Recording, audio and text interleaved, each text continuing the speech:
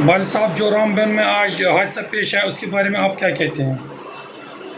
सबसे पहले मैं ये बताना चाहूँगा कि जैसे हमारे जम्मू कश्मीर के अंदर जो नेशनल हाईवे का काम हो रहा है उस पर हमने 1000 बार government of Jammu and Kashmir LG साहब तमाम मुख्तलिफ बार कई चैनल्स पे हमने ये कहा कि वहाँ की जो कंपनीज़ है वो बिल्कुल लापरवाही से काम करती है, जिसके लापरवाही की वजह से आज एक और कीमती जान जो चली गई है। अभी हमें ये खबर मिली है, दुखद खबर मिली है कि हमारे हेवगन के एक रहने वाले एक हमारे नौजवान साथी की मौत हो चुकी है। और मैं अपील करना चाहूँगा जम्मू कश्मीर के एलजी साहब से, दिल्ली से, कि फौरी तौर पर इन कंपनीज़ के ख़िलाफ़ कानूनी कार्रवाई होनी चाहिए और इनके ऊपर एफआईआर लॉन्च होना चाहिए। और जिनकी मौत हुई है उनके परिवार को 50 लाख रुपया एक्सक्यूशन रिलीफ दी जानी चाहिए। और साथ में इन कंपनी जो एचसीसी कंपनी में ये जो काम करते थे एज ड्राइवर ऑपरेटर थे और इनकी मौत पर हमें गहरा सदमा है। और ये हमारे बिल्कुल करीबी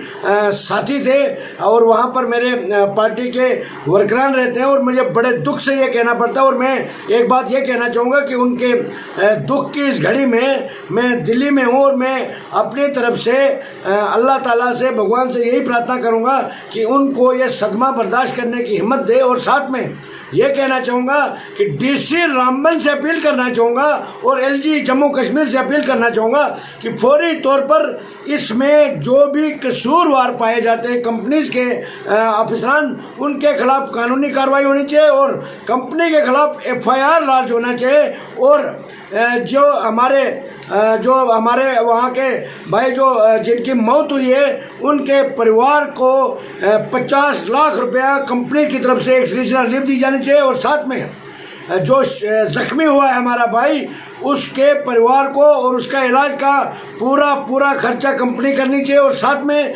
वहाँ जो जितनी भी कैजुअलिटीज़ हो रही है, चाहे कहीं मौतें हो गई, वहाँ पर लापरवाही के साथ काम किया जाता है। तो एलजी साहब से गुजारिश करूँगा कि वो ज़ाती संज्ञान ले इस बात पर और बेगुनाह लोगों की मौत पर रोक लगे, ताकि वहाँ के लोग जो है बेचारे ज़मीनी सतह पर काम करते हैं, मजदूरी करते हैं और उनको भेड़ बकरियों की तरह लापरवाही, कंपनी की लापरवाही की वजह से उनकी मौत हो रही है, उसके ऊपर हम कड़े अल्फाज में मजम्मत करते हैं। और बड़े सदमे से ये कहना पड़ रहा है कि एक हमारा भाई जो है नौजवान साथी, जिसकी आज जहूर साहब हमारे हेवगन के रहने वाले थे और मेरे करीबी थे वो, तो मैं अफसोस से ये कहना पड़ता है कि आज वो हमारे बीच में नहीं रहे। और मैं यही दुआ करूँगा और उनके जो परिवार के साथ इस दुख की घड़ी में हम सब उनके परिवार के साथ हम सब खड़े हैं। और मैं अल्लाह ताला से, भगवान से यही प्रार्थना करूँगा कि उनके परिवार को ये सदमा बर्दाश्त करने की हिम्मत दे। भाई साहब, सोर्स से पता चलता है कि कंपनी जो ये मटेरियल इस्तेमाल करती थी वो उस काबिल नहीं थी, तो इसके बारे में आप क्या कहना चाहते हैं? मैं कहता हूँ 1000 बार हमने स्टेटमेंट्स दिए, नेशनल चैनल्स पे बताया, प्रोटेस्ट किया, सड़कों पर बताया।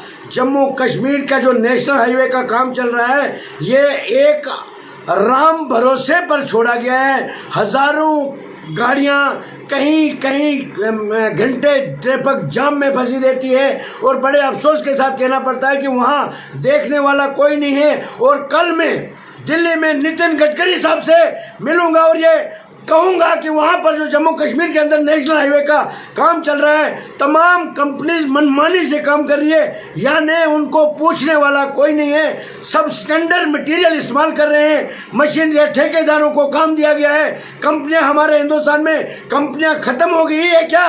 ठेकेदारों के थ्रू काम किया जा रहा है और इन बेगुनाह लोगों की मौतें हो रही है। इसके जिम्मेवार सरासर जम्मू कश्मीर की एलजी इंतजामिया और डिस्ट्रिक्ट एडमिनिस्ट्रेशन और डीसी साहब से अपील करना चाहूँगा कि फौरी तौर पर इनके खिलाफ एक्शन होना चाहिए। यही मैं डिमांड करूँगा, यही मैं अपील करूँगा। Thank you.